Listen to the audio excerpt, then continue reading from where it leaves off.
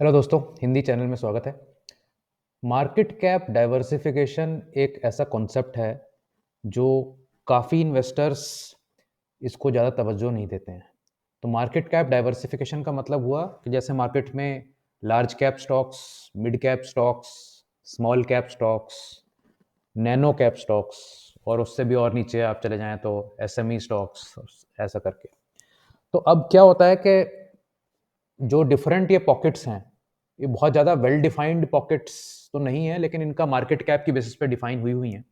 अब इसके अंदर ऐसा भी नहीं है कि लार्ज कैप में जो स्टॉक्स हैं वो गिरेंगे नहीं, या जो स्मॉल कैप में स्टॉक्स हैं वो इतने रिलायबल नहीं हैं। ऐसी मतलब जो एक एक धारणा सी है कि भाई स्मॉल कैप स्टॉक्स खराब हैं या बहुत वॉलेटाइल हैं या रिस्की हैं। थोड़ा ओवरऑल एज ए ग्रुप ज़रूर उसमें रिस्क ज़्यादा है और इसीलिए रिटर्न्स भी ज़्यादा हैं वहाँ पे। द इशू इज़ कि उनकी रिसर्च ही नहीं है ज़्यादा। तो ना इंस्टीट्यूशंस को ज़्यादा उनके बारे में पता है, ना उनकी रिसर्च रिपोर्ट्स बनती हैं, ना उनको ज़्यादा रिकमेंड किया जाता है।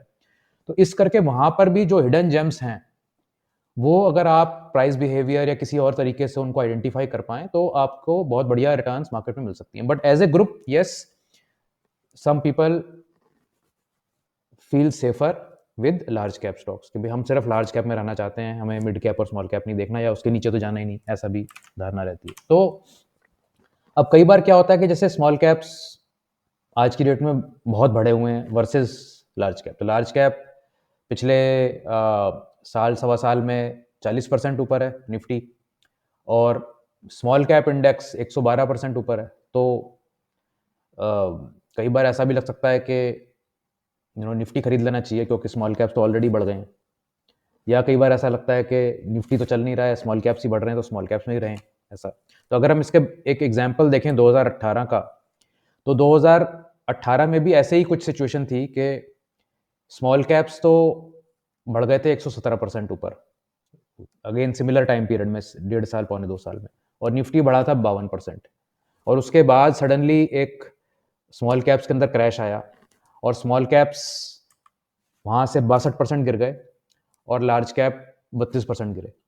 तो उस पॉइंट पे अगर हम हाइंडसाइट में जाके देखें, जो कि मतलब पीछे जाके तो कोई नहीं बता सकता, लेकिन अगर फॉर स्टडी अगर हम देखें कि क्या हमें यहाँ पे स्मॉल कैप में अगर हम थे तो हमें लार्ज कैप एक्सपोजर लेना चाहिए था, या अगर हम लार्ज कैप में थे तो क्या हमें स्मॉल कैप एक्सपोजर लेना चाहिए था, या हम सिर्फ स्मॉल कैप में होना चाहिए था या लार्ज कैप में होना चाहिए था। तो इसका कोई आपको इमीडिएटली कोई राइट रॉन्ग परफेक्ट आंसर मिल नहीं सकता। इस केस में ऐसा हुआ कि स्मॉल कैप बहुत ज़्यादा गिरे उस पॉइंट से। तो आप ये ऑलमोस्ट इम्पॉसिबल है प्रेडिक्ट करना कि कौन सा मार्केट सेगमेंट, कौन सा मार्केट कैप जो है अब नेक्स्ट 1 ईयर में क्या करने वाला है। तो इसका बेस्ट तरीका यही है कि आपको डाइवर्सिफिकेशन करनी है, आपको अपना पोर्टफोलियो डिवाइड करना है large caps, mid caps, small caps के अंदर। अब वो आपकी रिस्क प्रोफाइल के ऊपर डिपेंडेंट है। सपोज आप बहुत ज़्यादा रिस्क एवर्स हैं तो आप ज़्यादा लार्ज कैप्स में रख लीजिए, लेकिन थोड़ा रखिए स्मॉल कैप, मिड कैप में।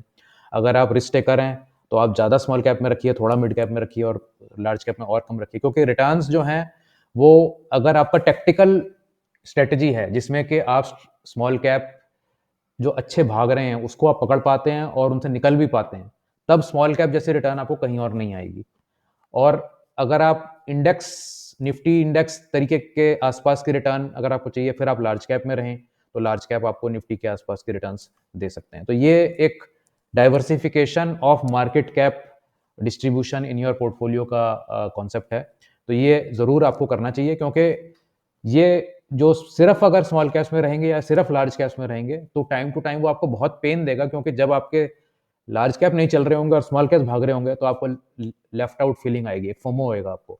या आपके स्मॉल कैप बहुत ज़्यादा गिर रहे होंगे और लार्ज कैप्स रुके हुए होंगे तो आपको लगेगा कि मेरी बेकार बटाई हो गई। तो मिक्स करके अगर आप चलेंगे अपना पोर्टफोलियो डाइवर्सिफाई करके, तो आपको वेल बैलेंस्ड एक आउटकम मिलेगा उसमें। थैंक्स।